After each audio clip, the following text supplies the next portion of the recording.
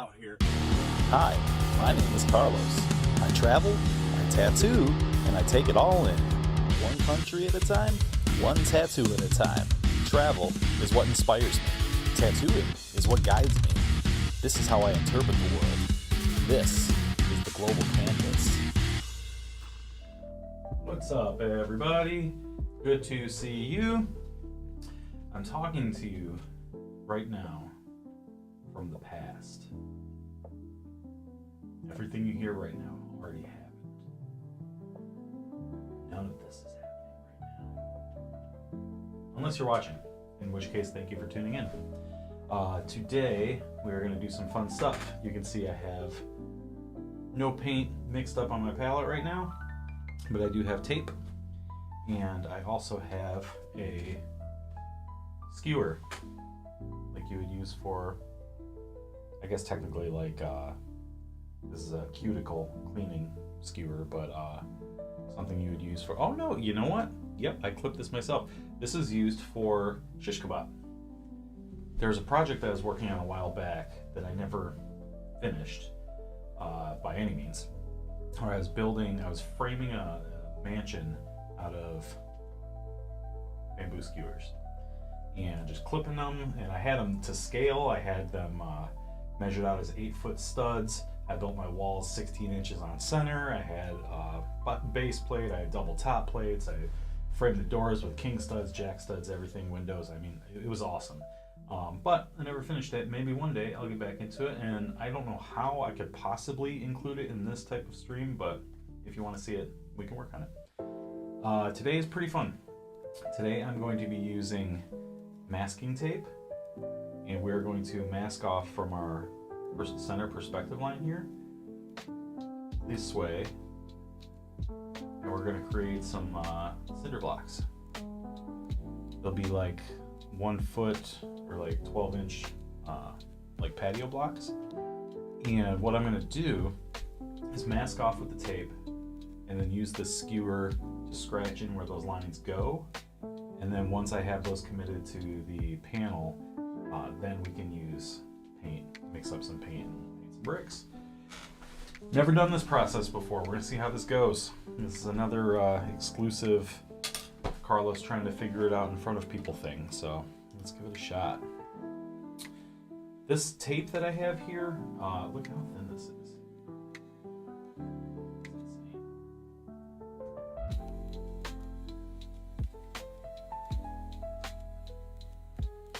This is masking tape, but it's masking tape for like miniatures, like Warhammer miniatures, Reaper miniatures, if you will. So what I'm going to do is I'm going to pull out like a length of it, like it's dental floss. I'm going to place the center here. I don't care about this part here, but this part here, I'm putting it directly over the heart where the perspective points to in this piece. And then we're going to bring it and stretch it this way. And we're just going to start dropping perspective lines down. Pretty rad, huh? I need to guess where about a foot would be, right? Your door handle is going to be probably 38 inches, 37 inches up off the ground. So that'd only be like a few feet. So that'd be like 1, 2, 3. Ooh, and look, that lines up right there with that windowsill over there. Okay, so let's start with this one. And then we will, oh, you know what? I wonder if I could just do it with one piece of tape and just keep moving it. Let's see, I don't even know if it's gonna stick.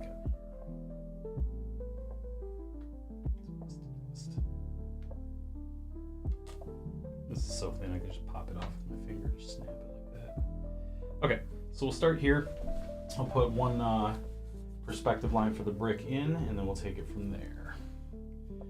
And I've done this process before on this stream, but if you haven't seen it, I don't know if this is orthodox. This is honestly just an idea I came up with because I was using masking tape before to try to indicate lines for doors and windows, and I was just making like the world's sloppiest mistakes with it. So this, all I did was just use the skewer to score it like you just saw right there, and let's move this tape and see how it looks. Look at that, there's a real thin line there. perfect. That I can use for placing bricks. So I'm going to now, so the reason I put it there is I was guessing about 3 feet and a couple inches, right? So let's just call that the 3 foot mark. So we'll have to segment it here and here to get number 1 and number 2, foot 1 and foot 2.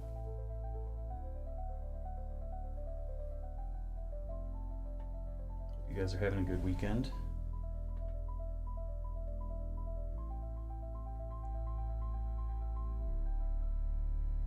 Me, I had to tattoo today.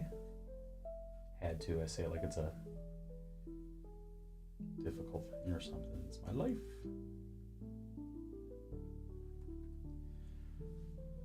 I feel like that's wrong where I just put that. I feel like it's supposed to be there and there, not in the middle there, right? It's wrong. It's smudged away with my thumb. Good thing is I'm not scoring it all the way down to like the base of the board.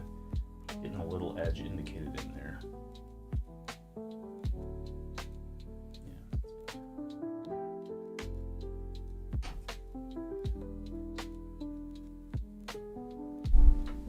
Is it showing up on camera? That's showing up pretty good.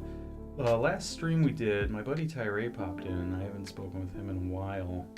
It's my oldest friend from when I first moved to Livonia when I was 8 years old. And he mentioned, like he pointed out to me that having better lighting in here, brighter lighting, even if it creates like weird brightness here and it doesn't have like the rich deepness that the actual painting has, it's just better for streaming for you guys to see. So we gave it a shot, it worked out, I believe him, so here we are. Alright, so that's line 1. I'm gonna go about there for 3. And again, I'm roughly, vaguely, however you want to put it, indicating these at like the 1 foot mark.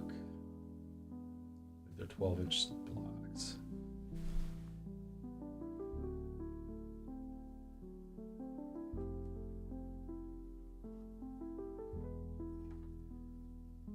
So I got 1, 2, 3. So continue on upwards this way.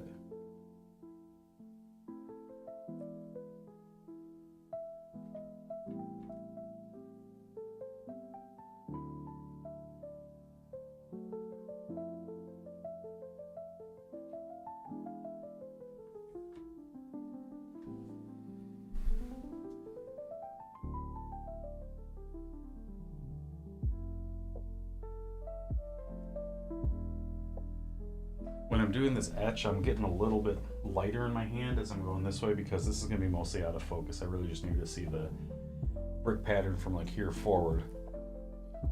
But if it's useful information to have those lines over there, I'm happy to commit them down now and then I can just get rid of it if I don't want it. This piece has been really fun to very cool use of tape. Thank you. This is the first time I've ever used this masking tape for this idea. But thank you. Where was I? I can't remember what I was just about to say.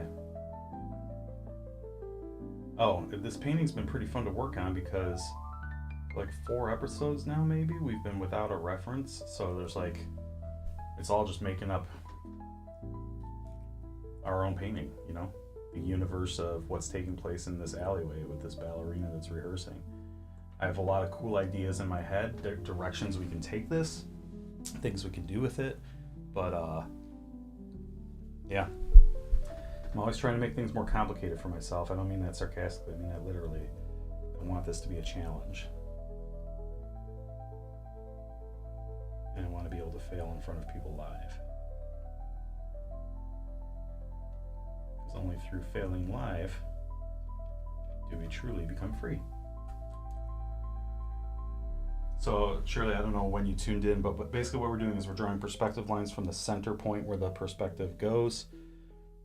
And I'm just making some marks on the wall where the cinder blocks would be. It's still going to be a painted wall. It's still going to have like that candy coated, too many coats of paint on it. But by scoring in these lines, it'll give us a guide of where these bricks should go.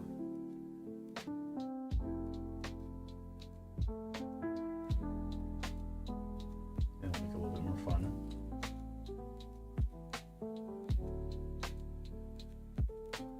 Before adding details. Got a lot of ideas of what I want to do.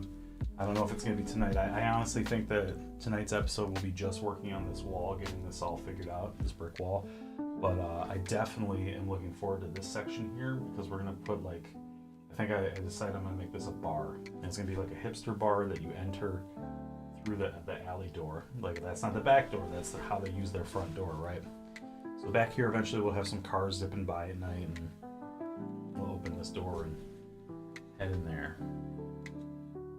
So this window is going to be looking through, and I also think that there'll be another window on the street side so that when you're walking by you can see in and we'll be able to see through both windows, which will be a really fun effect.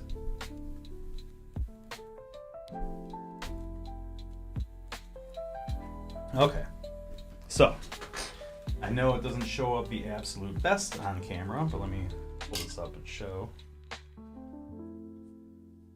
Make sure I got some light on here. Can you see those score lines? Absolutely, you can see those score lines. So now we have the horizontals there. We can put in the verticals, and the verticals are a pretty easy pattern. I don't even really think I'll need the tape for those. But let me think about some mathematics here. Getting the first couple bricks indicated, no problem. That's easy. How many go back this way? That's a little bit more tricky. So let me think. Let's see. If they're 1 foot blocks, how wide would they be? 16 inches or 2 feet?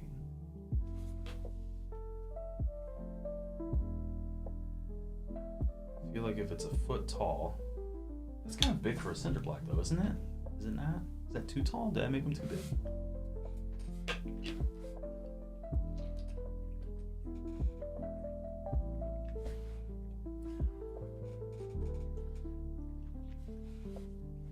No, I like them as 1 foot.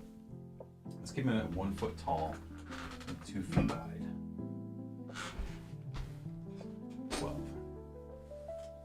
12 inches tall or 12 inches widthwise?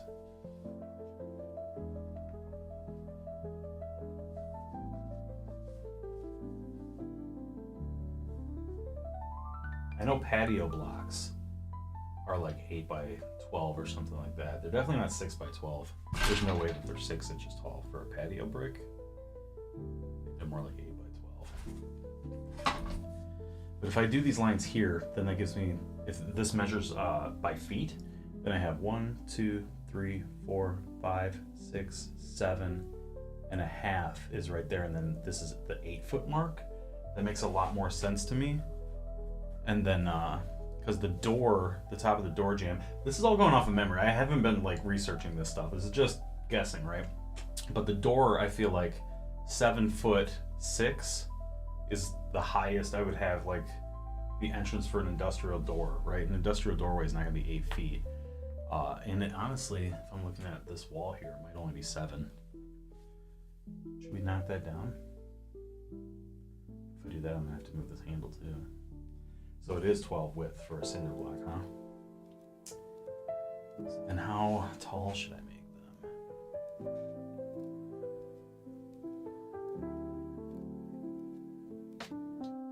How many would I need? 8 by 8 by 16. Okay, so let's make this more accurate then. And let me see if I could just use my thumb here. I don't know if it's gonna work that easy. I don't know if I'm gonna get off that slick, but maybe I can buff out these lines that I just put down. You know, real artists would use like a white pencil or some chalk. But I said real artist like I'm not a professional artist. Okay. That lifts them at least enough, so I think that my next score lines should be able to show a. Okay, so then how many lines tall, how many stack will these blocks end up being then? If it's 8 inches tall, 12 inches wide. Oh, 8 by 8 by 16. that makes a little bit more sense. Yeah, because it's always going to be double, right? A brick is going to be double the length.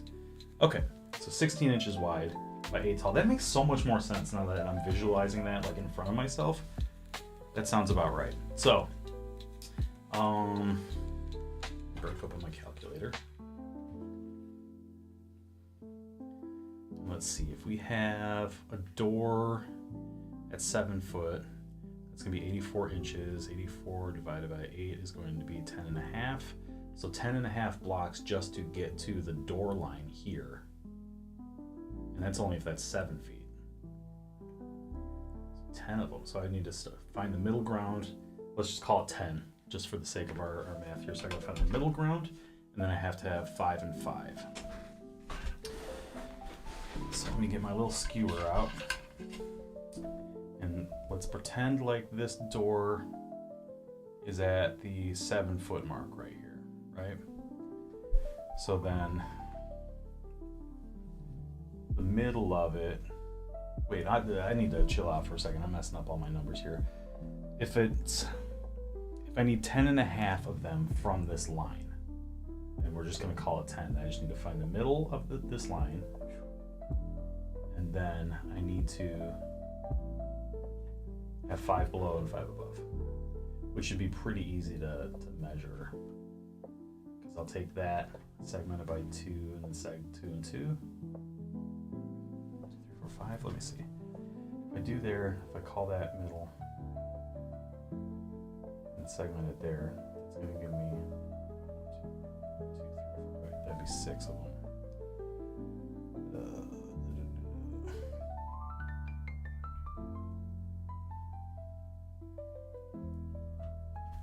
So if I go 1 here, 2, 3,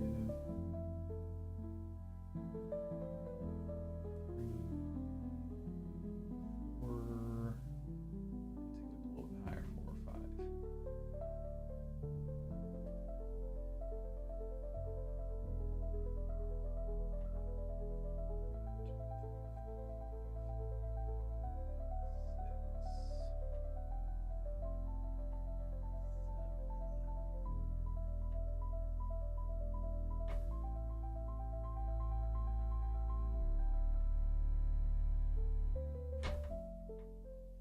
Get that right? 1, 2, 3, 4, 5, 6. I did that wrong. 1, 2, 3, 4, 5, 6, 7, 8, 9, 10, 11.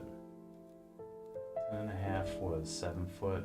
Let me cut that in because this door was already feeling tall. Let's just call it right there. So really quick before I do these lines,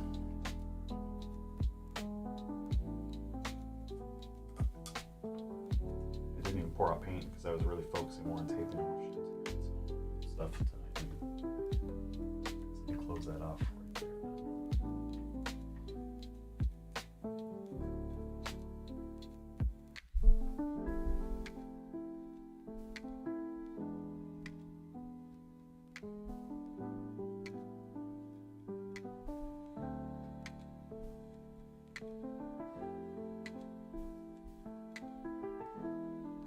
All right.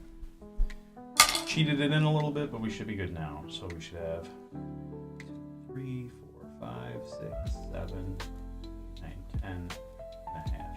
Whatever. That's good. Okay, we're good. This measurement works for Carlos. So we're gonna go center to the outskirt here, and that's where I'm gonna put first perspective line. I wonder if I should just mix up paint at this point, because otherwise I'm going to be putting a bunch of... No, you're good at man. Thank you. Sorry, I've been watching my canvas instead of the chat. No, it's totally good. Thank you so much. This is going to be great. Should I paint? Or should I just scratch them in? Let's see. Oh, but you know what? I'm just going to scratch them in. I'm going to scratch them. I'm going to have to ignore and paint over these other dudes anyway.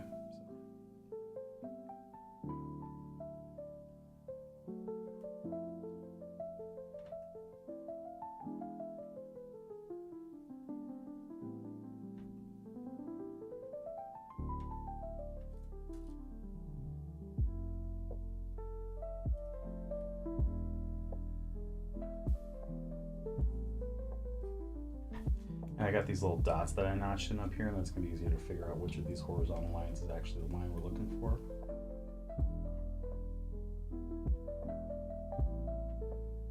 Shirley, did you get to see the last time when we put these garbage bags, this rat, and these Amazon packages in? That was super fun. Great time indeed. This one was almost on that earlier perspective line, which is fun, so can't reuse it because it's not perfect. I mean, what I'm doing is not perfect to begin with, but it's far off enough that I'm going to have to rescore this.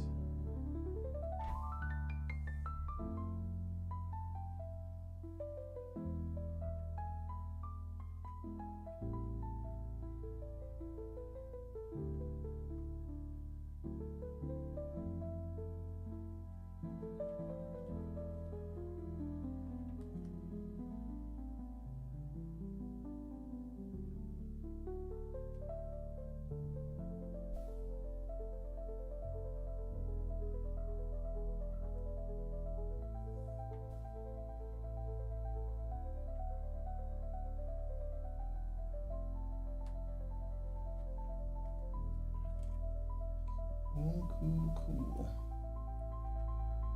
That's good there. So now we're going to go here.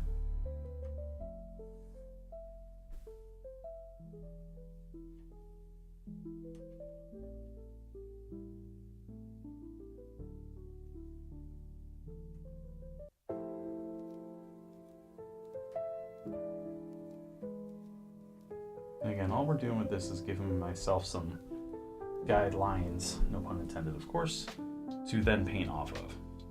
I just want to have the math make a little bit more sense before I just start throwing random brick lines in there.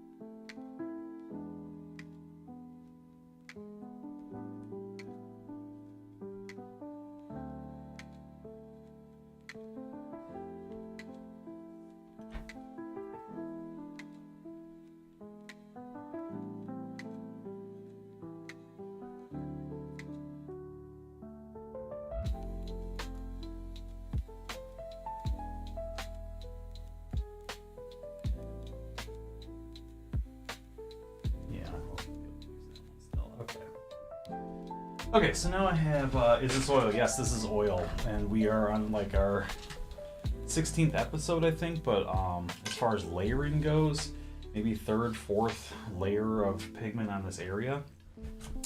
I'm going to pour out some color right now, so you'll be able to see how my palette works. You can see some of it on this side. It's not all of it. This is just, I guess I'd call it my warm side, because the ones that I'm going to put up top right now are going to be phthalo green, viridian, and like a violet gray. And I'm going to have to get some more raw umber out today, and some more yellow ochre, and some more burnt sienna. Sorry, I have a little shelf down here with all my stuff on it. Okay.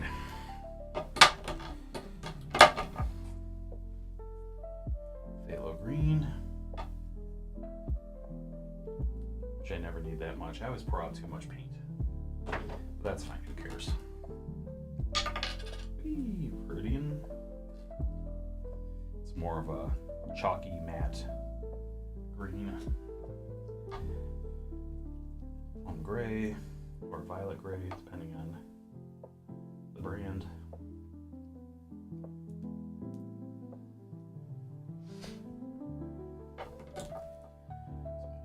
Light. It's a very oily paint. Oh no! It's a very oily paint, so it's kind of runny. But once I get some liquid on here, I can fine tune all of these mixes to go in whatever direction I want, viscosity wise.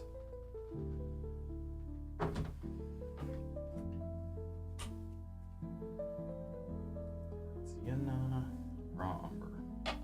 And then the the rest of the stuff that I have out already from a couple days ago, it's still wet enough to use. That's why I only brought these ones out, because these ones set up pretty quick. And I won't need all of this. These are big piles of paint. So, to answer your question of how do I paint so small without glasses, I'm supposed to wear glasses, but when I wear glasses, it's from, I don't know if my camera is going to be able to, you know that trick where it's like if you hold it something like your full hand, that thing? For my prescription, anything further than that starts to blur out. So for here, from here to here, I got the eagle eyes. Laser vision, perfect vision. On previous streams, I had a magnifying lens in front to like really dial in some of the detail around the hands, the fingers, because they're really small. I still have my dime for scale. It looks like one of my kids took my dimes. It's probably in a piggy bank somewhere. But yeah, I just strain my eyes. I tattoo for a living, so it's easy for me to focus at this distance.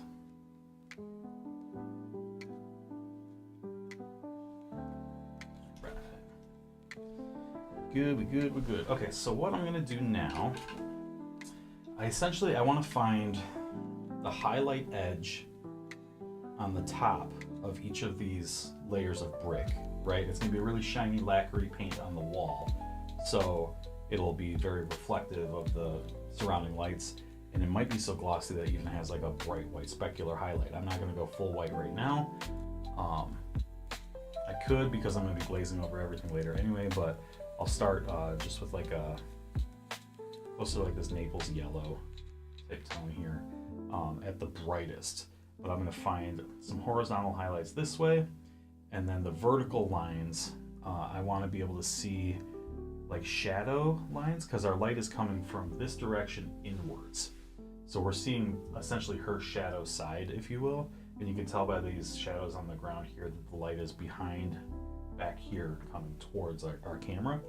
So if we have some horizontals here, and if the brick is deep enough, then we'll be able to see like some little shadow lines in there. So that's what I'm going to work with tonight. It's going to look sloppy until it doesn't. It's going to look wonky until it doesn't. But let's just have fun. This pile over here, this is Liquin. It's an accelerator. It helps my oil pigment dry up and set up fast. That way I can jump back in tomorrow if I choose. And it'll already be dry enough to work on another layer. If I want something to remain wet, I'll just use the pigment straight out of the tube, or I'll add a little bit of linseed oil. Never thinner, always add a medium that adds to the compound and doesn't break down what's in there. What else? What I want to do is make my highlight tone, right? So I got to kind of find similar color to what's here already, but then thank you. I got to find the similar to color that's there already, but then a little bit lighter in value. You don't want to use white. The only time you'd ever use white for a highlight is if it's a specular highlight, meaning it's the direct reflection of that light source. It's like the white dot on an eyeball, if you're familiar with that little trick in painting. All right, so let's see. This is my line right here. So we're just gonna kind of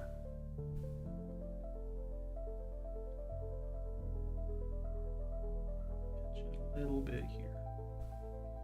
Like I said, it's gonna look wonky until later when I fix stuff.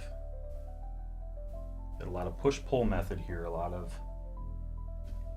dropping things down and then refining and dropping and refining and dropping and refining, blah, blah, blah.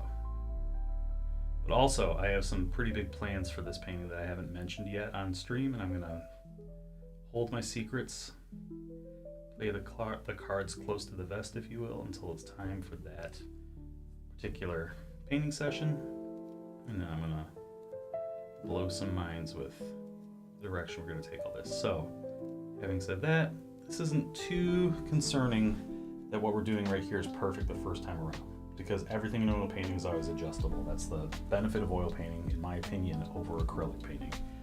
Whereas acrylics, it's just everything dries so quick that it's almost unworkable.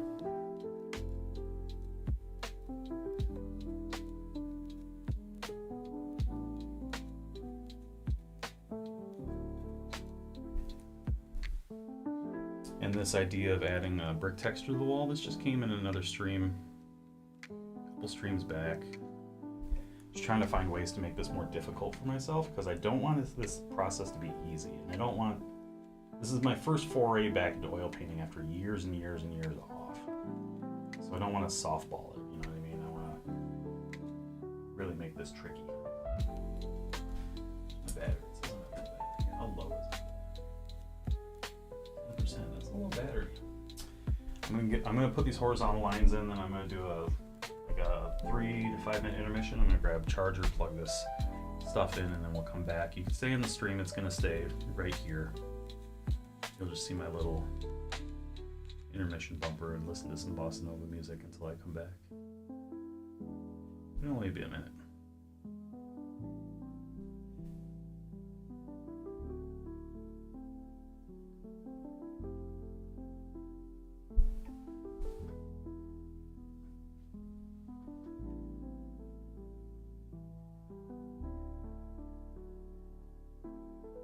You see I'm not really extending over here yet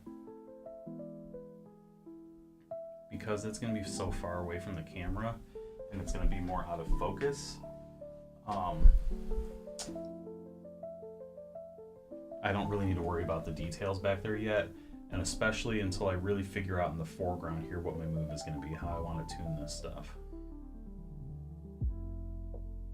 How do I want to do the play with these highlights and shadows, and how different is it than the brick, and the words the immortal Seinfeld, yada yada yada.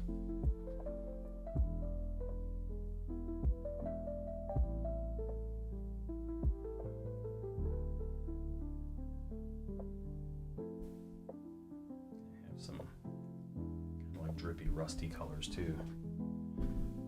This door over here, this is like a heavy like copper door.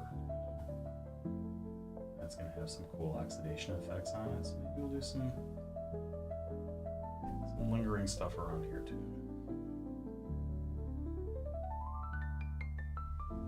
Okay, got some horizontal lines in. I don't have like a plan yet of where to start putting my bricklaying. Like I could start here with the 1 foot mark and then bounce around, but see this line right here? That was just from a previous brush stroke. And instead of trying to buff that out later, I'm going to literally start from here, right? So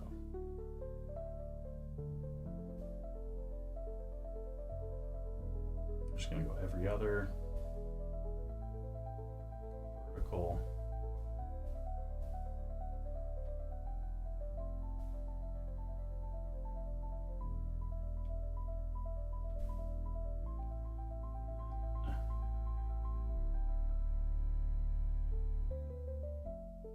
those in like so.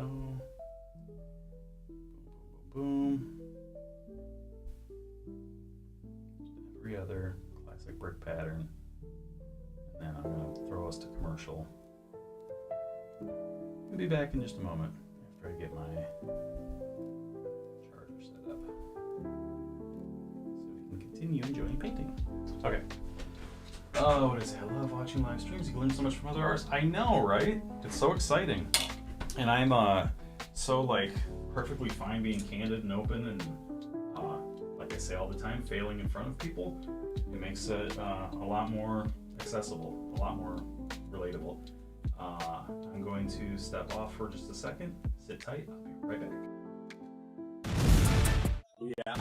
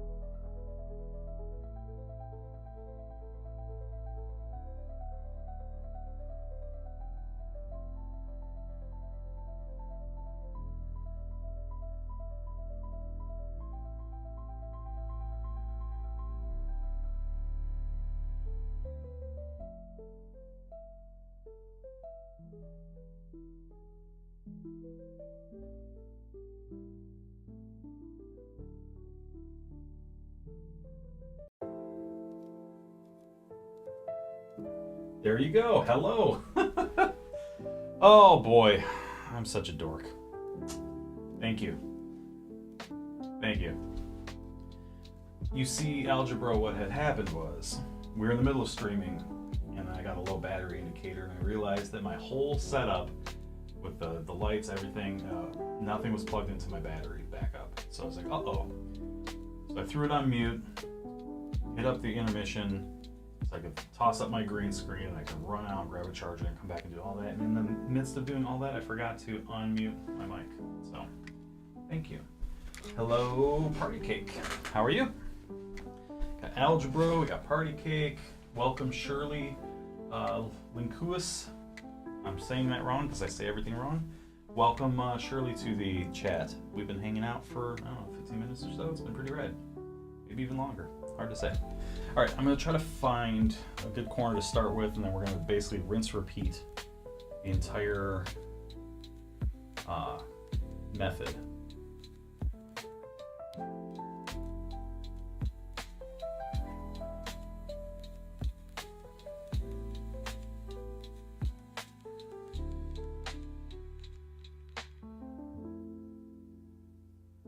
So that little L shape, backwards L shape there, that's going to be like the first shadow of brick that I got going on.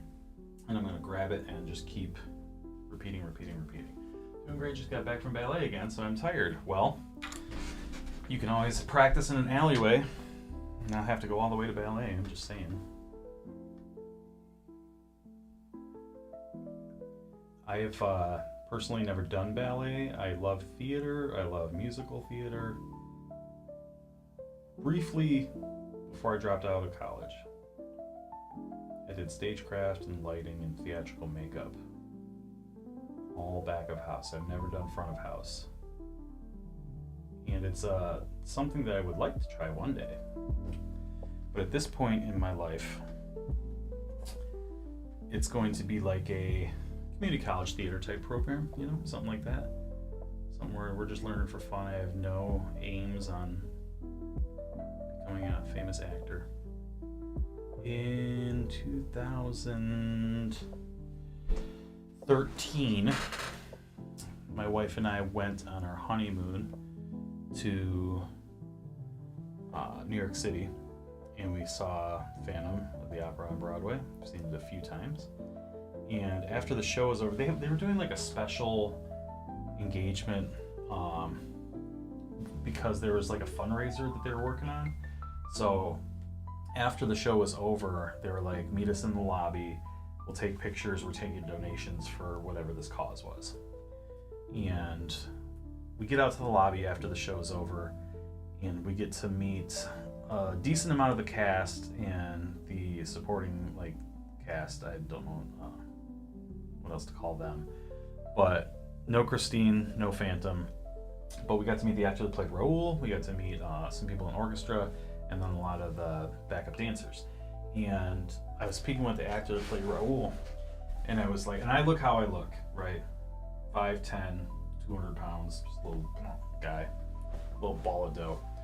And I was, you know, shaking hands with Raoul, and he was autographing my playbill. And I was like, yeah, you know, I grew up on this, and I've always loved it, and I always dreamed of being the Phantom on Broadway. And he goes, there's still time, man. You can always do it. If you put your mind to it. I was like, dude, just chill out. I was like, look at me.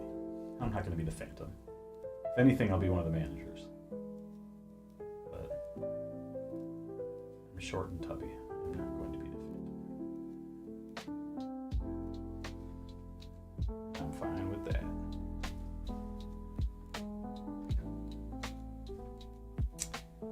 So for those that came in late, that rolled off the tongue. So I used to do hip hop, and whenever I say I used to do something, the joke is always I used to do it. I still do, but I used to too. It's the old Mitch Hedberg joke.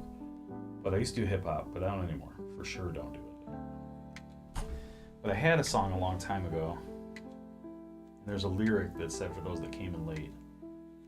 And the way that I just said it on this stream, just weird flashback.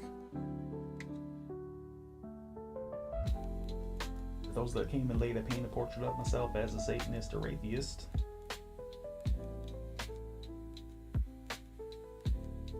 But anyway, I digress. ADHD. For those that came in late, what we're doing is we're just adding some brick texture to this wall tonight. The ever-evolving quest to make things more difficult for me. Intentionally. The same person who I learned oil painting from, Nick Baxter, I also learned the idea of how important it is to do one hard thing every single day. If you really want to better yourself, you got to try every single day to put yourself in an uncomfortable position. At least once. It doesn't have to be anything huge. You don't have to sell your house every day or anything like that, but at least one thing that is tricky for you. If it's hard for you to be in public, if it's difficult to go to Starbucks and wait in line and say your name in front of people or whatever, just do it once. Give it a shot. Make that your one thing today. You'll be surprised how much you're able to overcome when you start actually chipping away at these things that seem difficult. And then eventually things that seem insurmountable will be just, regular part of your day.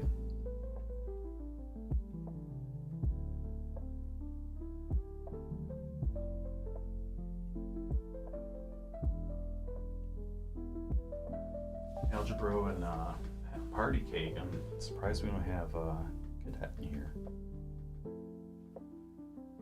I've seen Phantom once. Small showing in Arizona. Still good though.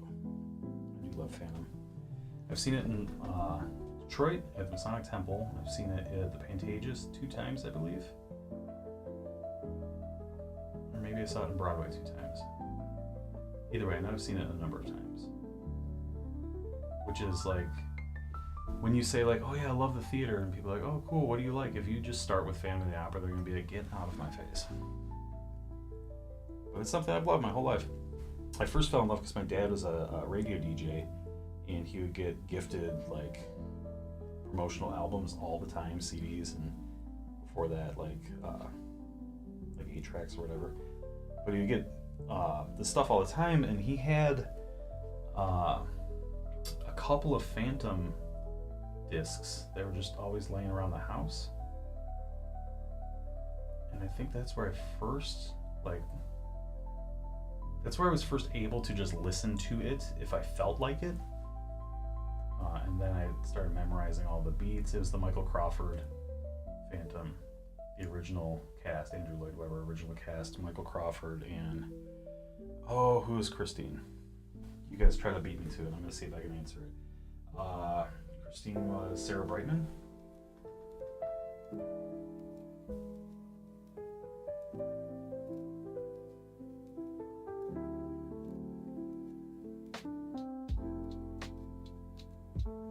Where in Arizona? Like what level was it? Like I know it'd be like a touring edition, but was it like a major theater?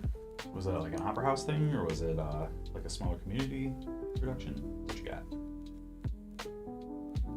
And then also, if anybody's interested, I can ramble about the Phantom all the time, or the whole time. I mean, my tattoo studio I had before we sold it was called Box 5 Tattoo. So I think I'm a fan. But I forget what I was gonna say. For the real dorks out there, if you're not aware, there is a sequel to Phantom of the Opera called Love Never Dies. It is written by Andrew Lloyd Webber, and it is canon in the Phantom of the Opera universe now. And it is the cheesiest thing you'll ever hear in your life, and I love it so much, and nobody's gonna take that away from me. I definitely have that just as memorized as I do all the other original Phantom stuff. I even have, and this is a gift from my father, but I have a 1929 first edition of Phantom of the Opera by what was the original author's name? Like Giroux? I have the hardcover, original 1929 first edition. It was released, it was originally a French book, of course, but it was released, translated into English around the time that the movie with Lon Chaney premiered in the US. Then it became a more popularized product in the US. So they put the translated the book into English and put that out. So I have that as well as all my other dorky Phantom stuff.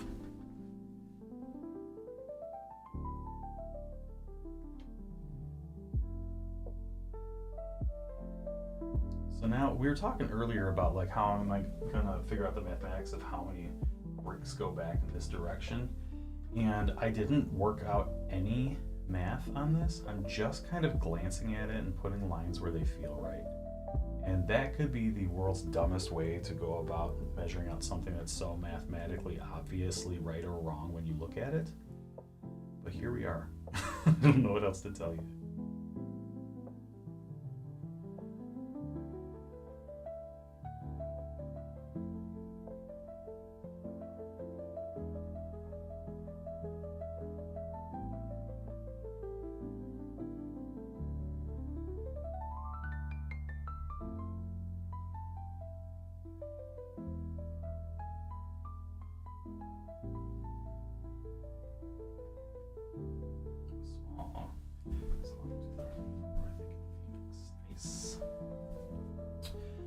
Is out taking shots out of South Park glasses or something. Right on. Oh my god, I can't believe I'm about to do this on stream. This is so stupid. Okay, I'm a South Park fan. I don't drink heavily, but I do drink. And for a minute, Hungover Randy was my spirit animal. This is the dorkiest thing I'm ever going to do on stream, but I'm going to show you my stupid Randy tattoo. Are you ready for this? I'm going to try to hold it over my palette here to see if you can see. Are you ready? Right, check this out.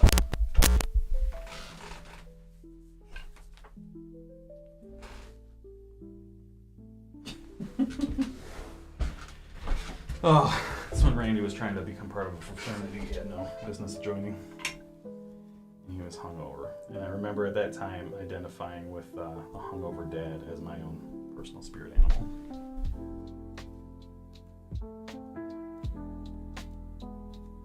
Embarrassing, yes. Is it stupid? Of course. Here we are. Now I've shown it on stream.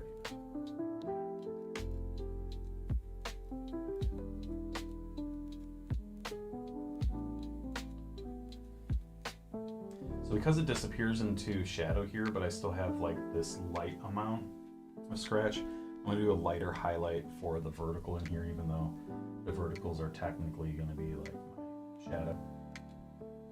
Want to be able to see it. All right, cool. Getting somewhere. Yeah, you can tell Cadet that if they're not careful with this new adventure of getting tattooed, that they're going to end up looking like me soon. Okay, so let's go back to what I was talking about earlier about how this is like a wall that's covered in layers of paint throughout the years. So it's like candy coated with all those layers, and if you're like to chip off a piece and hold it sideways and see it segmented, you're probably going to see, 13 different colors or whatever. Because that's happening in our universe, we're going to assume that where the bumps and the ridges are in the wall, that the paint is coming off forward enough so that it's catching actual highlights of light. So I'm going to take something that's light, not necessarily white, but light, pretty bright. We're just gonna run along a couple top lines here and the corner of each of these blocks.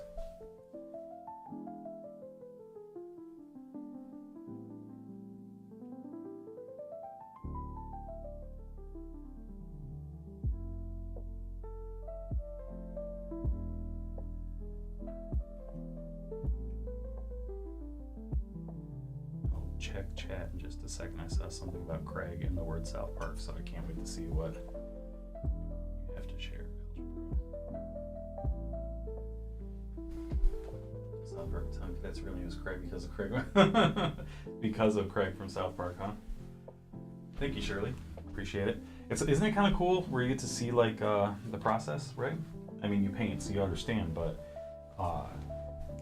now that we're adding these striations of where the brick goes, like all of that undertone that's underneath these lines feels like it was intentionally put brick by brick, but it wasn't. We did that whole splotch of field with all these different textures and whatnot, and then just adding the brick line texture above it recontextualizes all of those earlier decisions.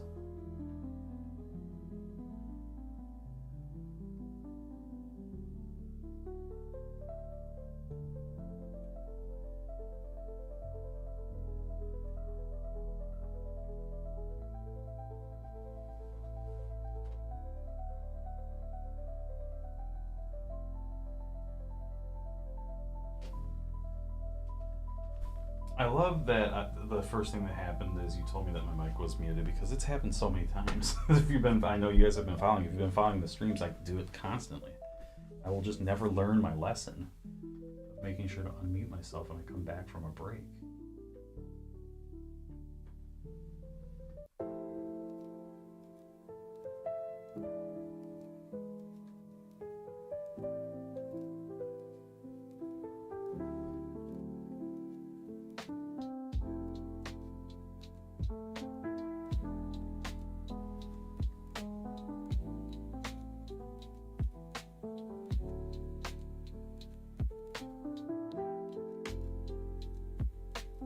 Now we are dangerously running into this thing where it's going to start to look cartoonishly fake if I do, if I rinse repeat everything perfectly without like variation, right? So what I'm going to do, which is always what I do anyway, is I'm going to come in with a nice dry brush, no pigment on it, right? Just straight brush, and just kind of buff out randomly some of these edges. Not all of them, but just some of them. And what this will do is it'll soften it, make it look a little bit more natural in this universe and not so keystroke. Do you guys know what keystroke means?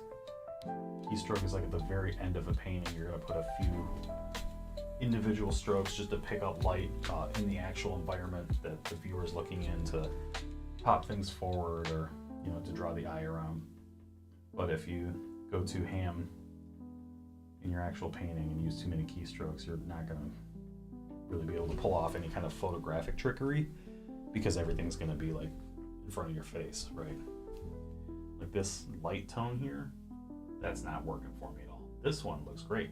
Love that. That one's not working for me at all. So we're going to go ahead and buff that guy out right now. As an example.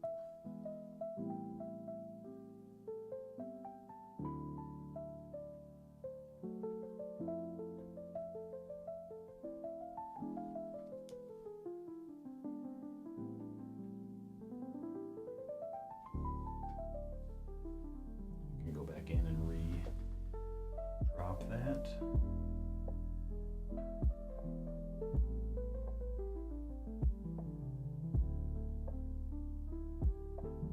A little bit more subtle. Nice. Better. Liking it.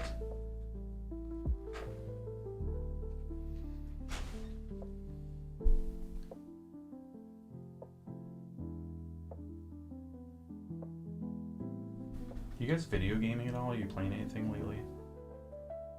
I got so close to picking up Skate, and then I got to like just like the quick loading of the free version before you start buying the add-ons and shit and stuff, and it was like log into your EA account. So I was like, okay, I think I have one. I clicked the button to autocomplete, and I was like, that's wrong, and then I clicked back, but I clicked it twice, and then it like initialized the demo, but it wasn't able to reload that screen of log into your EA account, so it just kept saying error over and over and over. So I gotta uninstall the demo and reinstall it. But I was like, I got too much stuff going on in my life right now. I don't have time for video games, but I just figured Skate would be a fun thing to pick up and play for a couple minutes and put down like an old Tony Hawk game would have been.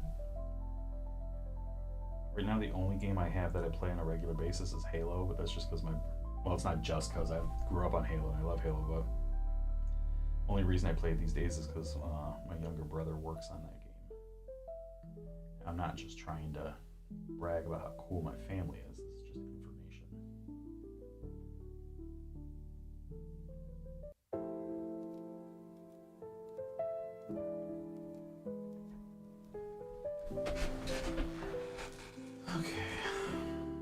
sitting back, looking from a distance, looking cooler, looking cooler.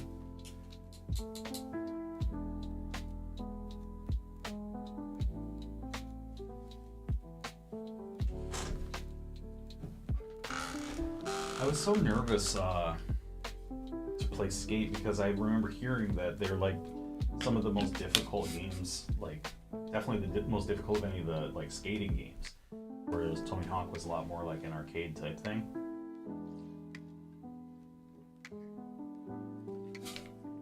But when people get way too pro about it, it takes all the fun out of it. For me, I'm an old guy. I'm just trying to decompress at the end of a long day. I'm not trying to go pro on playing Skate, you know. But the new one seems fun, and my friend Joe, who's also 40, plays it all the time and enjoys it. So I'm like, all right, if it's accessible for somebody who's not a video game like obsessive nerd, then it should be accessible enough for me who plays video games or at least has a history.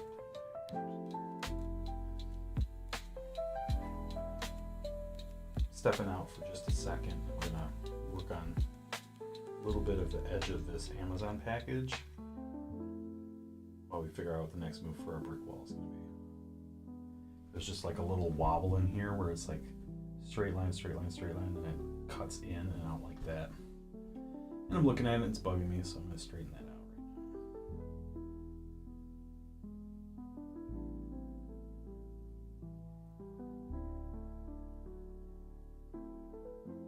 I don't know if I've mentioned it on stream before. I love watching streamers play simulator games. Gas station simulator, or rap station simulator, or supermarket simulator. Oh my god, what an awesome piece of media that was. But I've never downloaded one in my life, never tried to play one.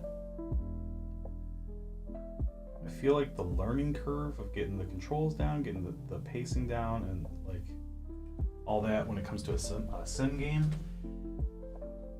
what I'm nervous about is that it's going to take long enough to get that muscle memory down, but long enough that I will lose interest in trying to accomplish the goal and then constantly not being able to because I just don't know how to move around quick enough, you know? A lot of those sim games, like you open your store and within 8 minutes of real life time, the day is over. And I'd be like, I didn't get anything done because I was just trying to figure out how to open up the computer tab.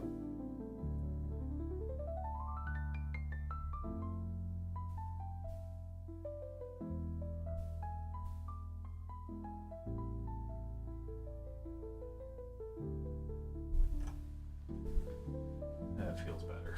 Feels straighter.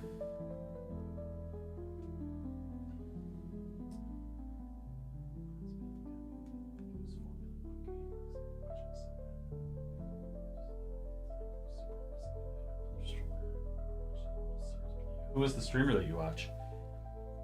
If it was Rusty Champagne, I'm going to give you the biggest high five. Rusty Champagne and Gab Smolders, who she doesn't do sim games, she does like indie horror games. But those are the two streamers I watch every single day. And then when Josh from Let's Game It Out posts, I'll always watch whatever he puts up there. But Rusty and Gab are like my hour, because Kelly's really into it too, my wife. Parasympathetic relationship. I think that's the term they use when you talk about like podcasters or something that people are obsessed with. Parasocial. Parasocial.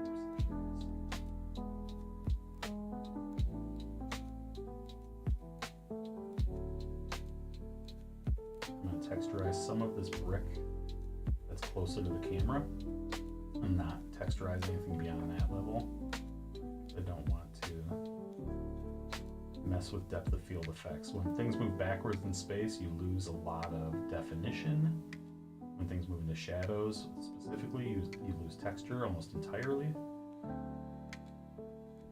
I like to pretend there's no rules in art, but there are 100% are if you're trying to go for certain effects, and the truth of the matter is, that's what happens with texture. There's shadows. Or if the depth of field is dialed in, you're not going to see it after a certain distance because the camera literally isn't going to pick it up.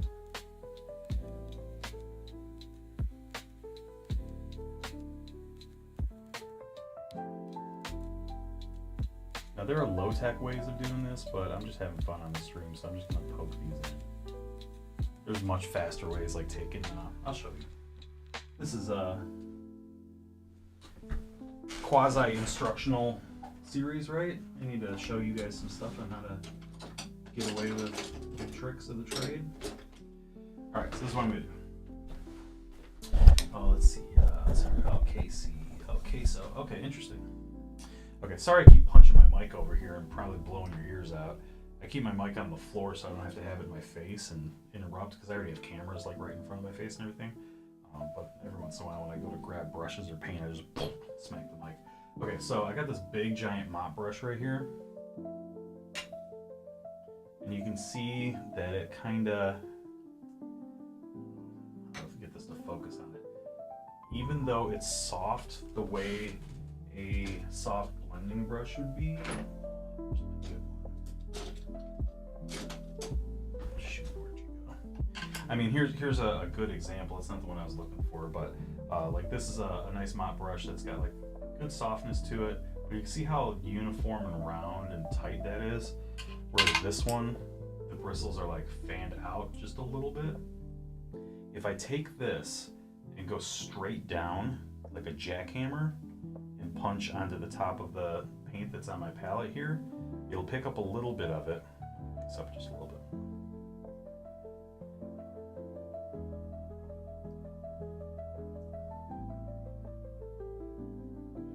Okay, now it'll show up on camera. See those little dots right there? All I have to do is just come and gently dot them in. And it'll drop like 25 to like 100 of these things. Just like one little tiny tap. Only problem is it's not as easy to control as an individual poke of a liner brush, so I wouldn't always do it this way. But it was kind of fun to show you guys. Now I already hate that I did it. But that's okay. It's really just these little splashes right here, these super white ones that are throwing everything off. If I got rid of that, then you'd be able to see that the texture is just kind of blending itself. So let me get this in here, and I'll remove it all. Not really remove it, but I'll show you. I'll just buff it out. Also, I want to mix up a darker one as it's receding back into space here. Instead of those bright whites, to kind of help muddy it up.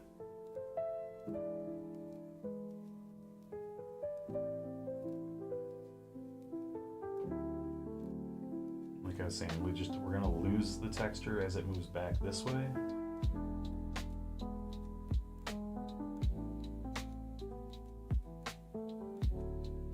I gotta tell you, I accept the compliments that you were throwing earlier about the brick wall. Appreciate it. I also think it's going good, but nothing in the world is gonna make me as happy as this little rat. The other stream the other day when we were doing this, and I was able to drop that little rat in there with just like a few strokes, and he's just trying to get in the garbage, man. This is New York City. He's got business, you know? That was so fun. Okay. This is a nightmare. This is a nightmare, so let me just go ahead and start taking care of some of the stuff. I have two options here. I can use a somewhat stiff brush and try to lift it off the canvas. So I'm gonna work on these dots here first. There's a brush with no pigment on it. I can kind of just move it around, try to like lift it off, or you can obliterate, which means just, you know, go up, down, left, right, really, really soft, gentle pressure, and kind of move it into the paint. But I went way too hard with using white instead of just these rusty tones. So I will just re-texturalize, if you will. Just put some more texture in with the rust tones and just kind of let it all mix together, and then maybe in a glaze layer I can settle it down a little bit better. Another option is to use straight liquid, which is just my medium. Here's a brand new clean brush, nothing on it. I'm gonna jump right into my mixing medium, and as you can see when I move it around with the palette here, it's clear. There's nothing there. No pigment at all. It's just a liquid vehicle. If I take that make it nice and wet. All I gotta do is take a rag and I can pull it right off the canvas. It's gonna be a little tricky. I don't have any Q-tips with me. Q-tips are normally the fastest and easiest way to do this little trick. But I do have always at the ready a old white t-shirt. And you just find a little piece of it that doesn't have any pigment on it and just go in and start picking this stuff up off the canvas.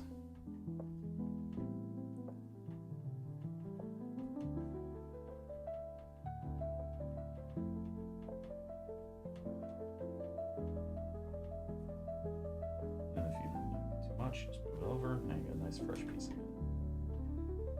You see? I'm sure y'all have seen Bob Ross before. These are ultimately going to be awesome things that are happening right here. He calls them happy little accidents, right? Happy little mistakes. I don't know how yet, but this is going to lend itself and inform another layer that goes on top of it in some way that later on I'm like, oh man, I'm so happy that all worked out like that.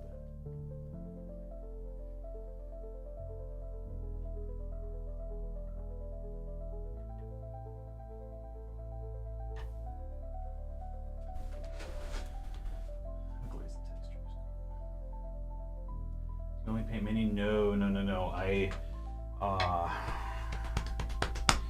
me do it this way really quick. There's other ways to do this on stream to show off videos and images, but I will just hold this up on my phone and just hold it up in front here. So here's a video, a larger panel. I know it's not the best quality for the stream, right? Where's another one? Maybe I can just pause it.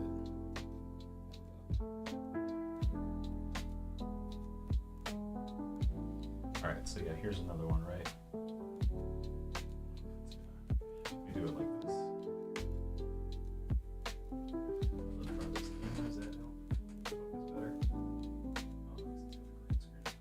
Anyway, I normally paint at a much larger scale. The mini is just I haven't oil painted in many years, and this, not the channel's dedicated to my travels and tattooing and interviewing tattooers around the world, but these live streams, it's me relearning how to do oil painting because it's been so many years since I've done it.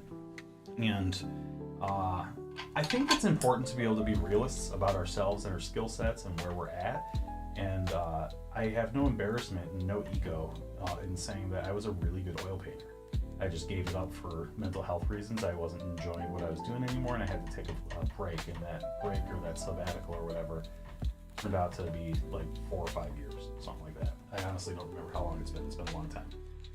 So it's been so long since I've done this that I decided, okay, well, while we're waiting for more content for my travel show, let's do some live streaming of me learning how to oil paint, because I wanted to get back into painting. On a permanent basis, probably not. Probably more as like a hobby thing. Definitely not professional painting. But I wanted to relearn the medium. So that's why I'm doing this. And for that, I figure something smaller would be better. A smaller piece would be better to work on. It's going to be more difficult, and you should keep following my streams because you hear me say the same stuff over and over again. I want this to be as hard on myself as possible. I don't want to make any of this easy because I'm not interested in the easy way out, you know what I mean? So relearning how to do a thing, it's not like riding a bike at all. There's a lot more going on with oils than that. And with the exception of purchasing some more brushes, everything I'm using on my setup was like the first thing I bought at the art store for the stream, and I said, okay, I think I need this, I think I need this, I think I need that, but I haven't gone back and bought anything new yet. I have been remembering, oh man, I'm supposed to be using Cremence white instead of titanium white. That's why I'm having these problems picking up this, white off the canvas, yada yada. But I haven't been going back to the store to get the products. We're gonna see this one through with what I have and see exactly how far we can take this, If I can get back to my photorealistic level that I used to be at, I'll be very happy. If I can do it with these supplies that I have in hand, you know, obviously even better. Will I be able to? Remains to be seen. No idea. Right now, with this last 5 minutes of what I did here, it makes me feel like I'm never going to be good again, but that's okay.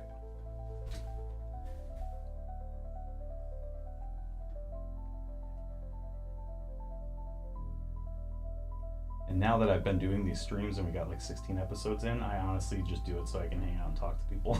It's not like I have friends. I'm an adult. Adults don't really have friends. That's not true at all. My wife is out with her friends right now.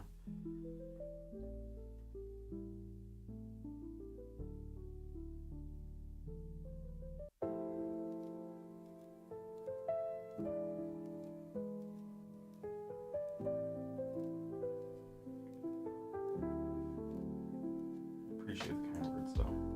Going over, normally I try to keep the episodes at an hour, but we're at hour 17 right now. 5 minutes of it was intro and me having to go grab my charger and blocks, battery brick. So, who cares? There's my. I don't need to finish this wall by any stretch of the imagination. Really, what I just need to do is get the bricks in, and they are already, you know, we can obviously tell that it looks different than it did before we started, which yeah, sure. We've painted for years, still learn new things every time we paint. It keeps me humble. Photorealism here. Yeah. Photorealism has always been my thing, only because I have like a ridiculous competition inside of me, which is nobody's fault but my own, I guess. I've always wanted to be the best, or like I've obsessed over virtuoso musicians or like virtuoso painters or something like that. And I remember my grandparents' house, they had some oil paintings. Not like they had a museum or anything like that, but they just had some oil paintings on the wall. And I liked them, and I assumed like, oh, okay, so everybody's grandparents have oil paintings, got it. And I never saw any of my friends' grandparents' houses or my friend's house. So I was like, what's going on? So then it became really easy to get snobby about it and be like, oh, well, I like oil painting. Now that I've grown out of that phase of life, it is just a fun exercise. I'm spoiled though, because I tattoo, and it's not like I tattoo as a hobby, it's a full-time job. 50 plus hours a week tattooing people. So I get to experience artistic flow state daily, and not everybody does. I'm aware of that. So I'm lucky in that sense. But painting as a hobby is great because you do get to get into that flow state. It's like, you know, meditation. It's like the purest form of meditation. You're literally creating from intuition. Come on, it doesn't get better than that.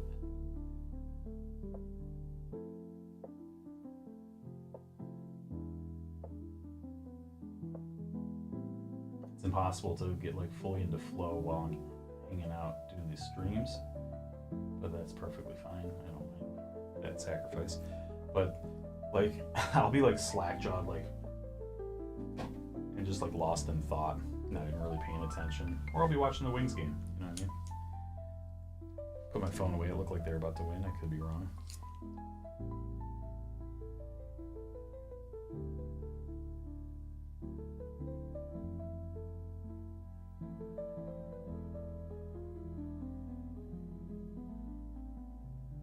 You know what? So all of this light tone underneath the door handle here is just an accident from trying to remove this white paint that's there.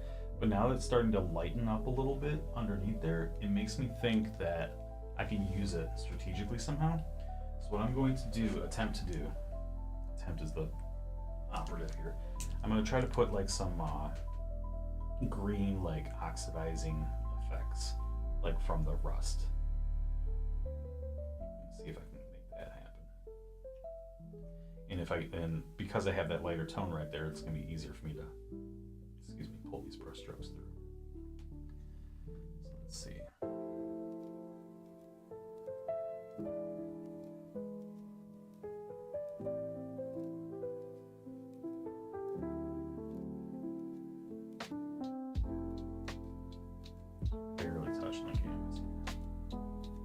barely touching.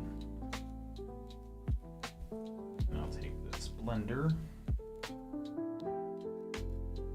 Just very little pressure. Just pull it away. Like in and away, in and away, in and away. Just get a little bit of oxidation in there. Calcium, some lime, some seal over.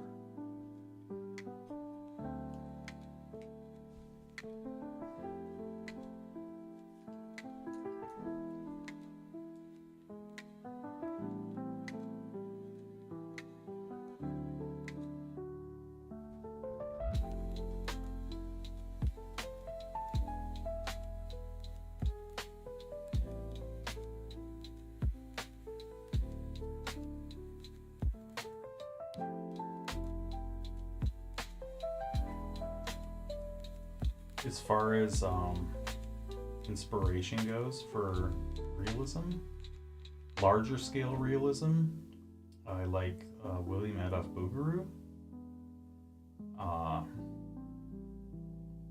Experimental stuff, obviously Salvador Dali, because he's like the master of classical technique in surrealist landscapes.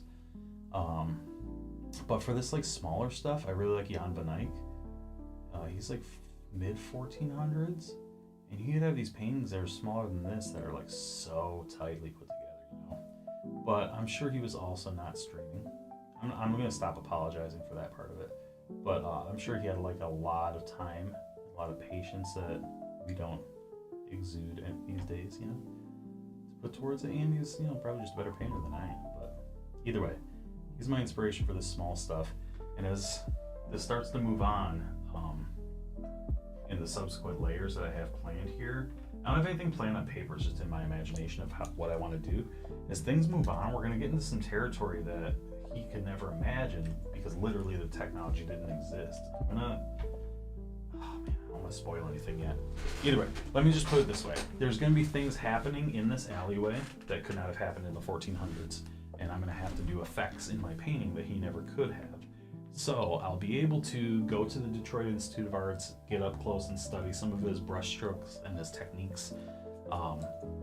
But there's going to come a time very soon in this that we're going to excel past what they could have even imagined the future looking like. And that's the riddle that I'll leave you guys with on that until I get to this next session. I think after this brick wall is done, I'm gonna stay on stream. I don't want to tap out yet. I want to do a little bit more painting with you guys. I'm gonna put some more trash in the alleyway, but then after this sets up, after this brick wall is done over here, we're gonna do some major glazing in the next episode. That's gonna be huge. It's gonna be a lot of change coming. I was working on this door handle here.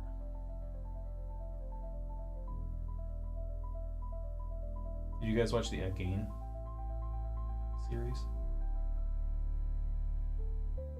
I always watch spooky stuff in the month of October. I watch spooky stuff every day constantly because that's my jam, but I always try to prioritize at least one spooky movie, video game, TV show, audiobook, something that'll give me a little bit of a fright throughout the month of October.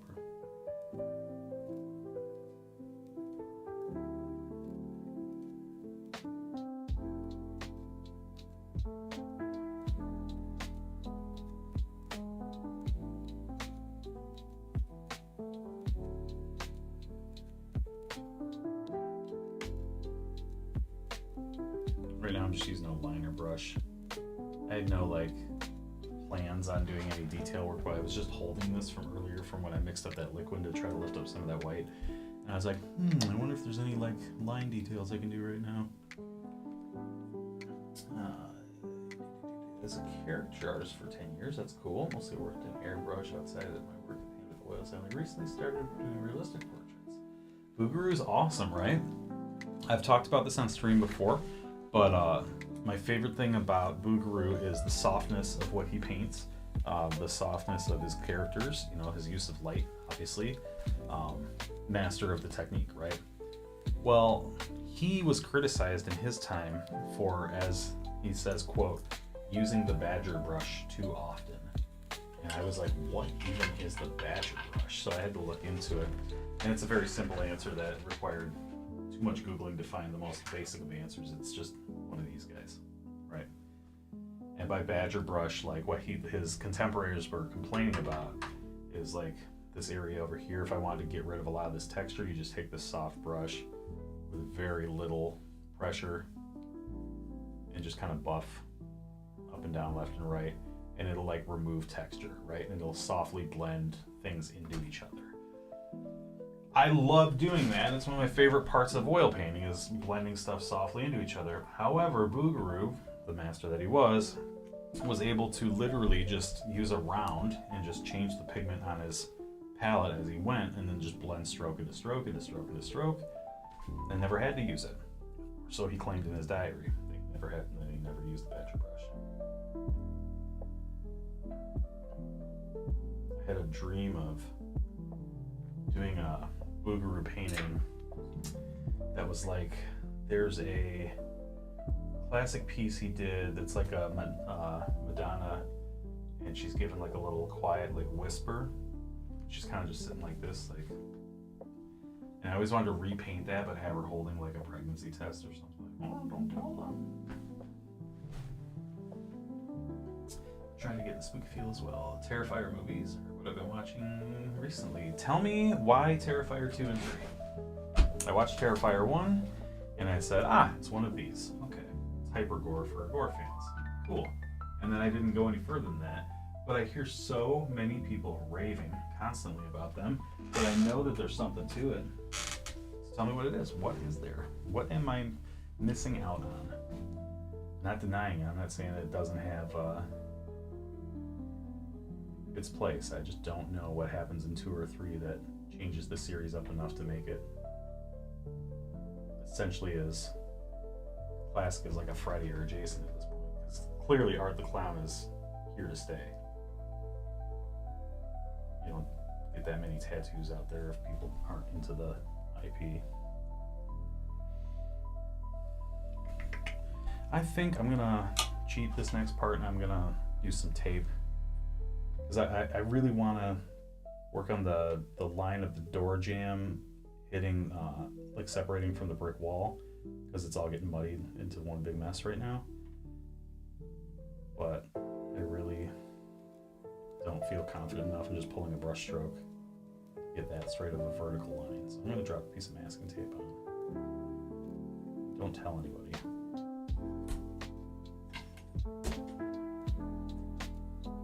If I find out that you told people that on my own live stream I used a piece of tape, so help me God, I'll be forced to admit to using a piece of tape. This is not a big deal. This happened throughout artists. It's just me being melodramatic.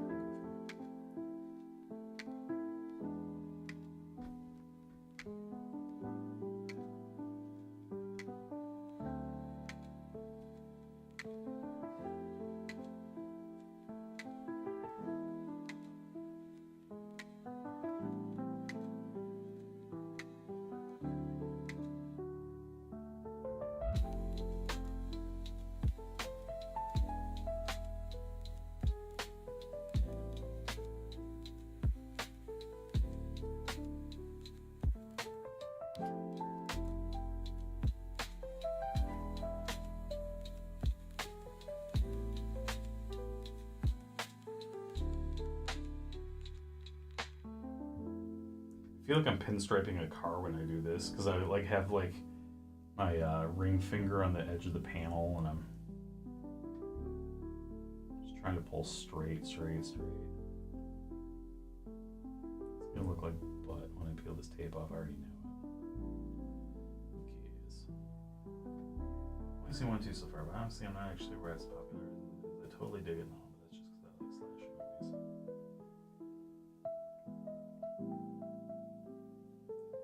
I do like, I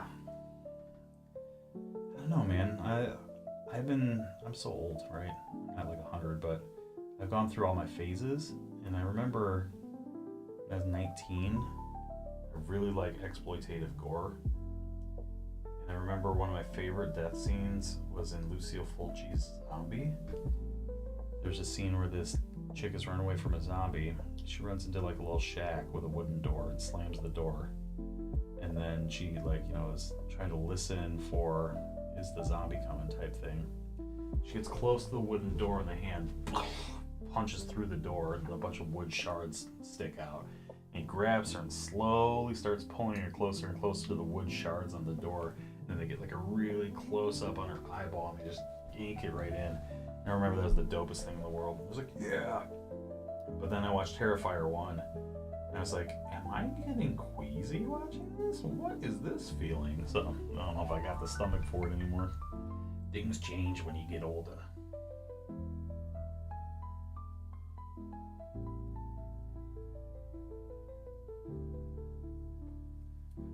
I don't even know if this is doing anything, so I'm going to pull this tape off and see if I even have a line to speak of. Edge of this door frame.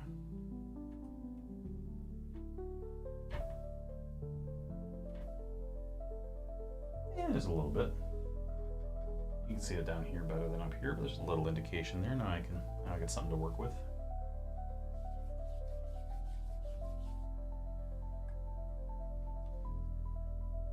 Are you guys ready for a new song? Because I've had the same background beat for like 14 videos now.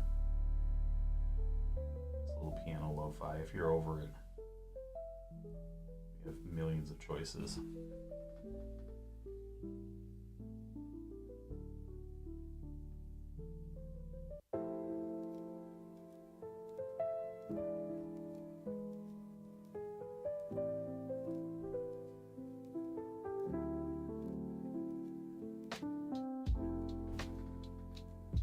I have 2 kids and they're so noisy because they're kids, 8 and 3. They're being children, they're yelling, they're stomping around, they're living life. I have no problem with it. Apparently our neighbors do, because we got our first noise complaint at our apartment complex. It was a little disheartening. You don't like us?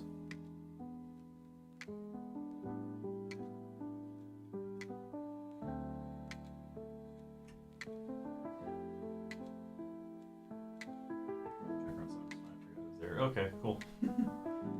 Jason vs. Freddy last night. It was pretty dumb, but I enjoyed it anyway. I don't know if I've seen that one. I like Jason vs. Freddy, Alien vs. Predator, any of these franchise, Kong vs. Godzilla, whatever. I don't get into those because that exact reason. I feel like it's gonna be silly. I feel like it's like the Avengers of horror movies, to be honest. And I will probably lose half my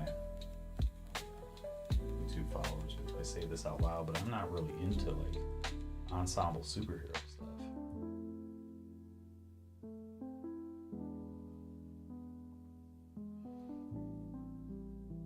And a hush falls over the room.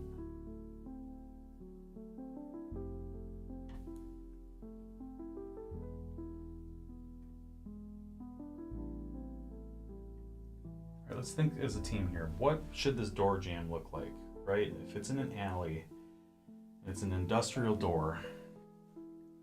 I imagine there's a frame that's similar tone, right? That would be on the outside of it.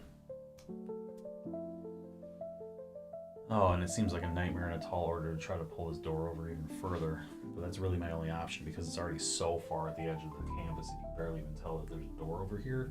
So I think I'm gonna have to do a door frame in here with some sort of like extra little like coving or something to make it look like the bottom of the frame there and then the top of the frame there. Scratch in couple shapes.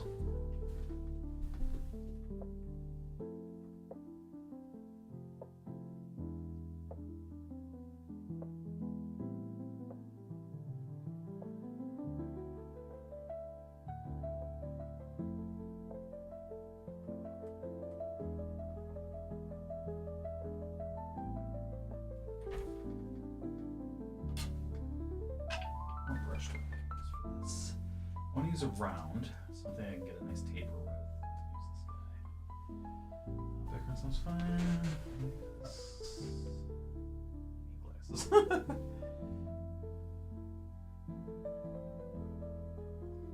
No worries, dude. Are you still in Arizona? Do you still live there? I don't know with whom I'm speaking, Shirley. If we know each other personally, please feel free to lambaste me. Is that the right word? I don't know. Don't ask me. I don't speak English.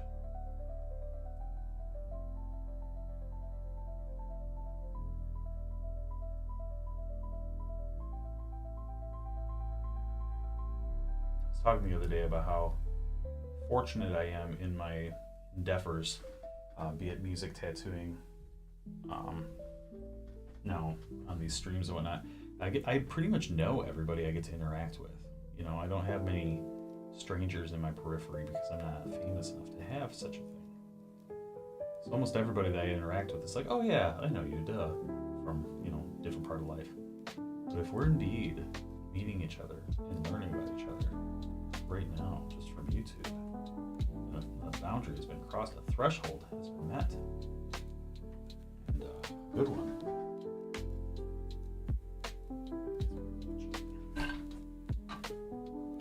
I know you tattooed me 14 times. I watched your kid on the weekend. Oh, I'm so sorry.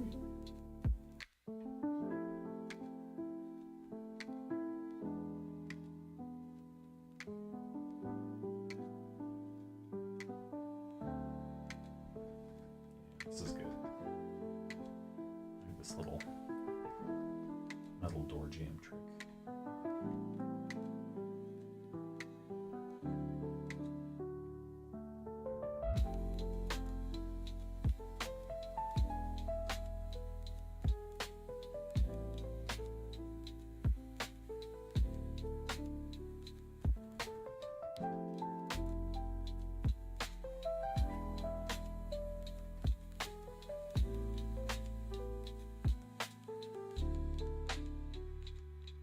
I think I'll watch The Shining tonight.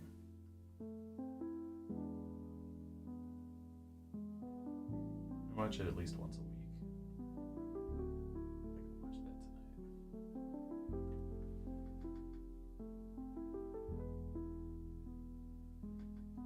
Which black line? This one that's here? To give more like depth between the door frame and the... I don't know what it's called that goes around, the trim that goes around, right? I always want to say the word coving, but that's just like the floor part, I think, like the inside of a restaurant wall interior. Molding? No, because that's like something that's going to be more for like woodworking, I think. Either way, sound off.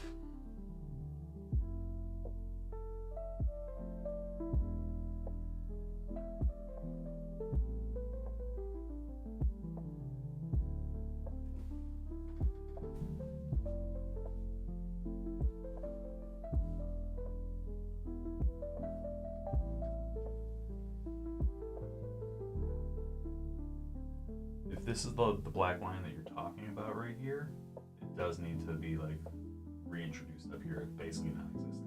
And then I can make that gap a little wider just by broadening that up. If that's the one you're talking about. I'm gonna pretend like it is. I'm waiting for the chat to repopulate itself. I'm gonna pretend that's what it is. I'm just gonna go for it anyway.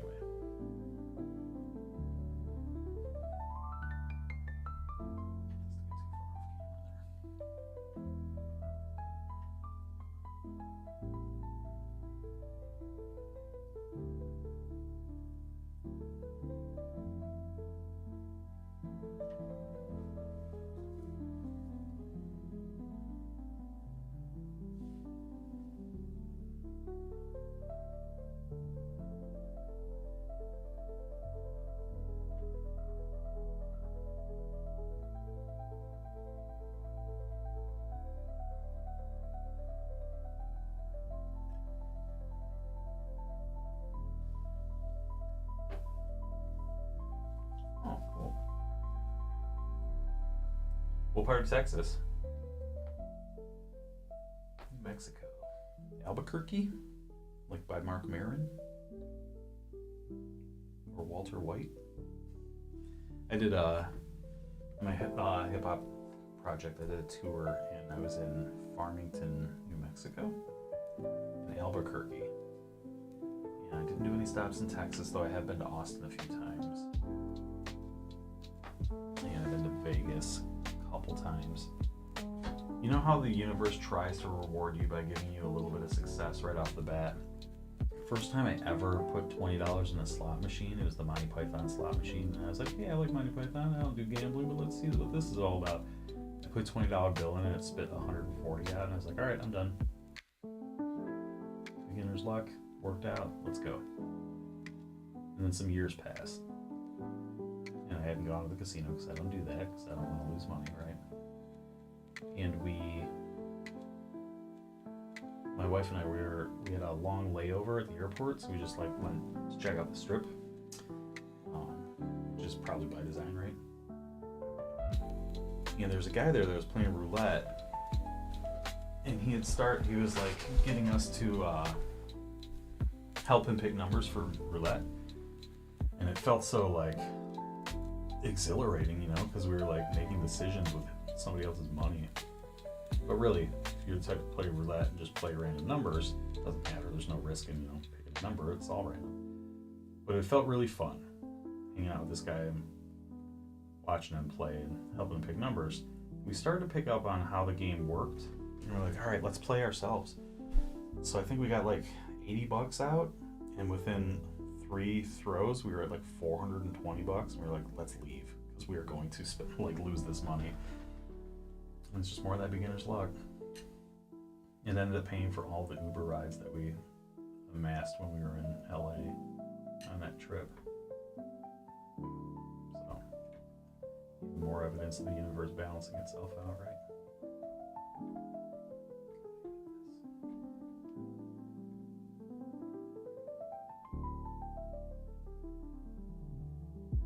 I was saying the other day, if I wasn't sitting here like streaming for you guys, I would literally be holding this panel just like in front of myself, just on the couch. Like, it'd be so much easier for me to pull these lines. Because we're doing this series, I need to do this on an easel in the most unergonomic way to try to pull a straight line that's ever existed.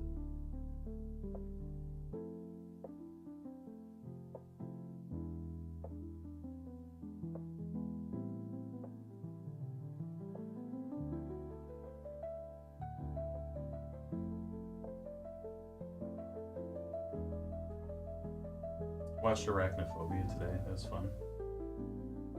Watched Misery yesterday, that was fun.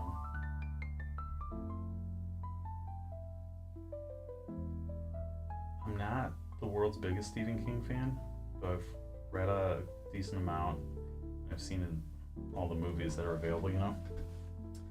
But I learned something about Stephen King that I will now tell you, and it ruined everything for me about his writing. And other people who know this, they're like, holy smokes, that makes him like one of the best writers ever.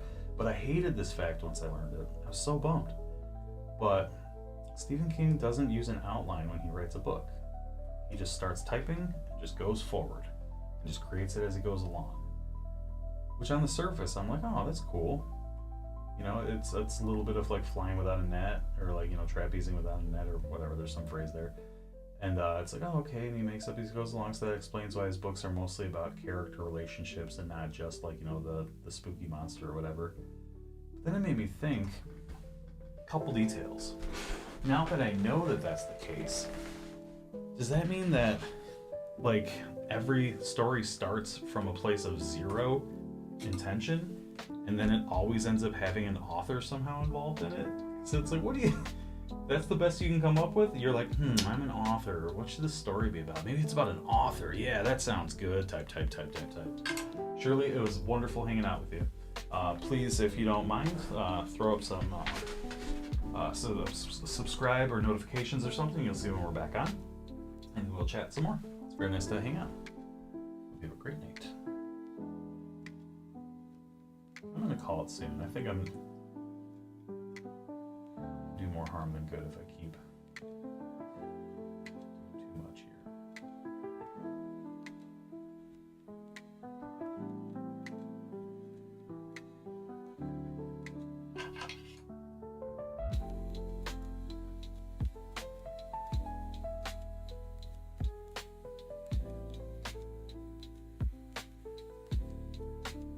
Again, our Our next stream is gonna be so exciting because I have something really big planned. Oh, you know what? Got all distracted doing that stupid black line. Not stupid. Sorry, I didn't mean to offend you, Black. Anyway, I got so distracted with that, I forgot I wanted to do some more garbage in this alleyway. So let me do one thing before we get off. I'm gonna put like a discarded styrofoam cup. Should be like a Starbucks cup or like a white cup with lean in it, doubled up. I think.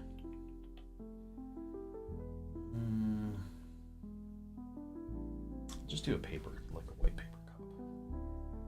Keep it simple. And in order to do that, I'm going to want a nice little round. There. Let's do this guy. Holy smokes, I'm dropping stuff. It's a mess out here. Okay. Grab some of this off-white, this warm white. Might as well mix up my three tones. I always color in threes, right? Yeah, this is nice colors. That's just off, or I'm sorry, this warm white with a little bit of raw umber. Make a small gradient. Just pulling off of this pile. The side, mixing as we go to different tones. And we'll start with a light mid. Scratch that excess up there and just come back up to the top here. Light mid. Block in the styrofoam cup. Take it from there. And if it starts to look like a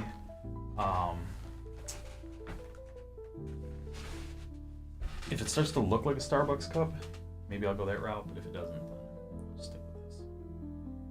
Put it right here.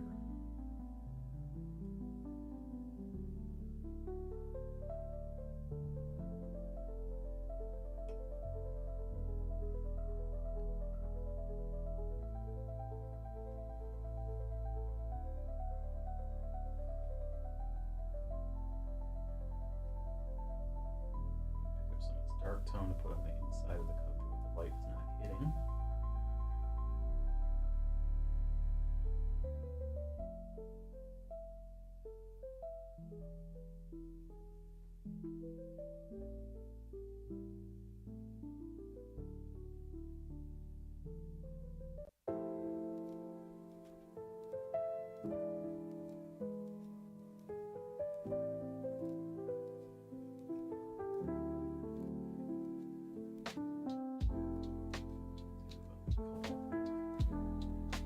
Running back to let this shadow disappear into that cup. A lot of this is just going to have to be blended. Makes sense. And,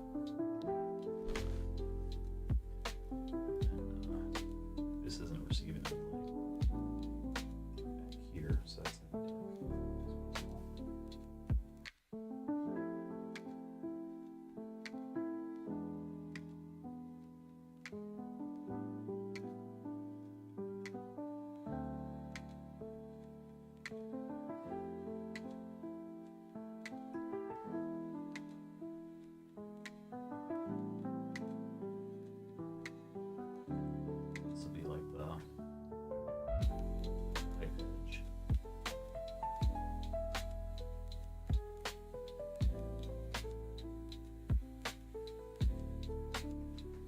And if it's on like a little bit of an angle, then we're not gonna have a perfect circle, like where it's open here. So I gotta do a little bit more ovally. I'm gonna have to get a little bit more tight with my brush stroke here. A little bit less sloppy. So thus far I've just been kind of doing like a little guess and check, but I want this to look like a discarded cup. It's gonna have to look like a discarded cup, you know what I mean?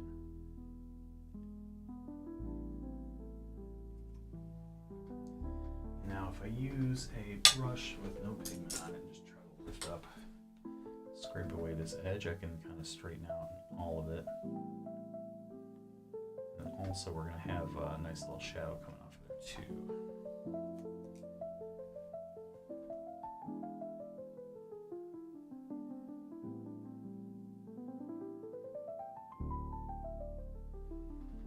how these shadows are over here.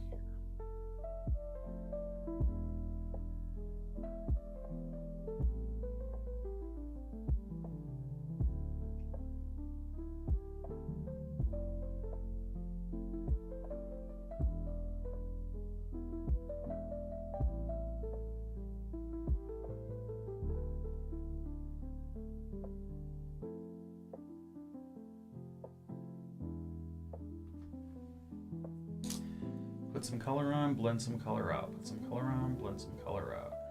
Where are we at? An hour 52 minutes. I'm starting to get all quiet. We should probably wrap it up. I'm running out of things to say. That's not true.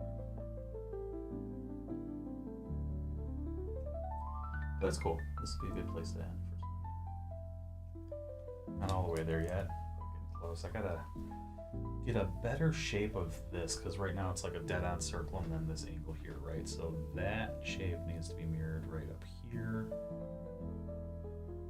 And this needs to come forward a little bit more, that white edge.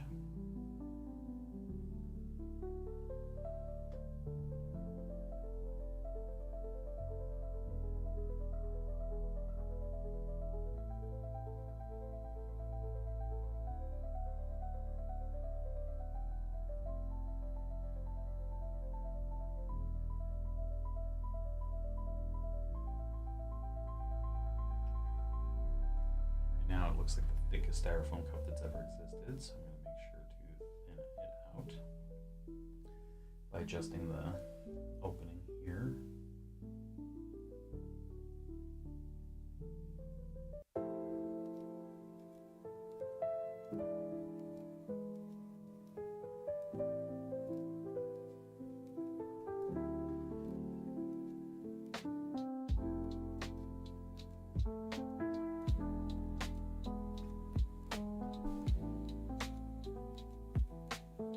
Maybe we'll put like a little bit of coffee in there, leak it out, huh?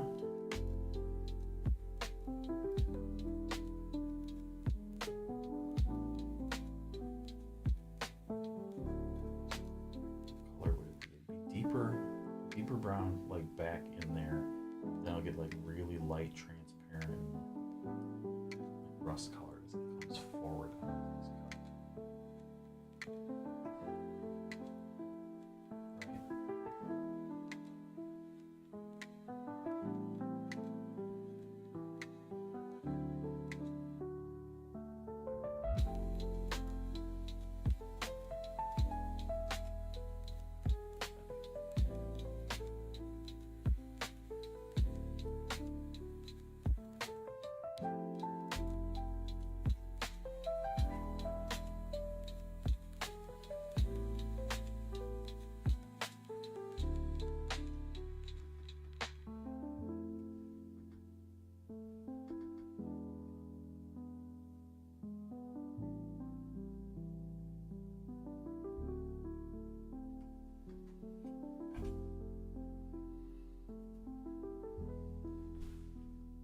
I want to put my brush down, but I'm just not there yet. Like I keep seeing something in here that just doesn't feel like styrofoam. It should be darker in here, but not that much darker. I mean, if the light's coming here, it's gonna warm, or it's gonna be semi-transparent. Oh, you know what I need? I need that rim over here. It shouldn't be receiving full light all the way around. This should have the same shadow that's coming through there.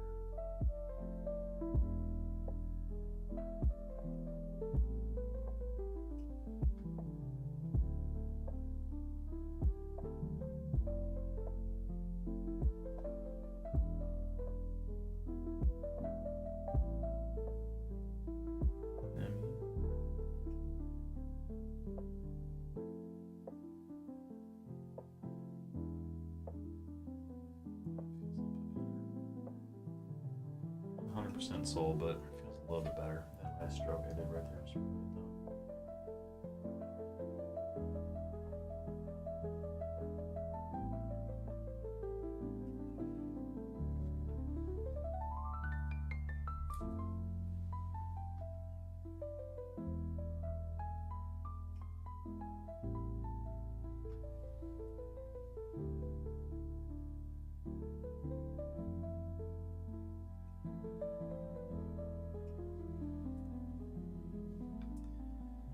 a couple little highlights on it, and I'm going to call it before I make too many mistakes.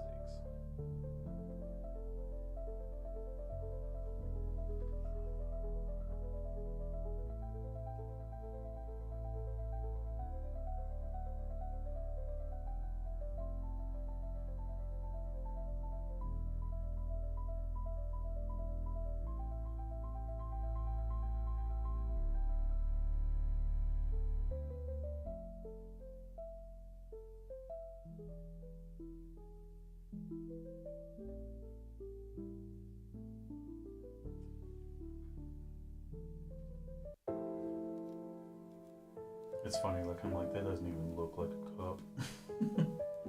Then I glance over at the stream and I'm like, oh, it looks fine.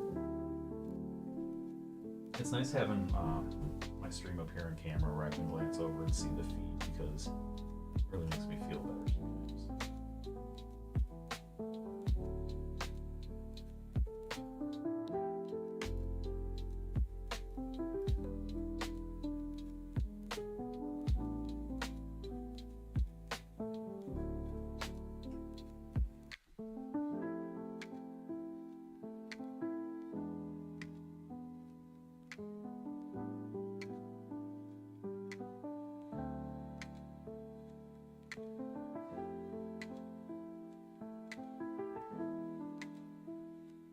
Mixing up a cool highlight right now. Just to toss in the edge of this liquid.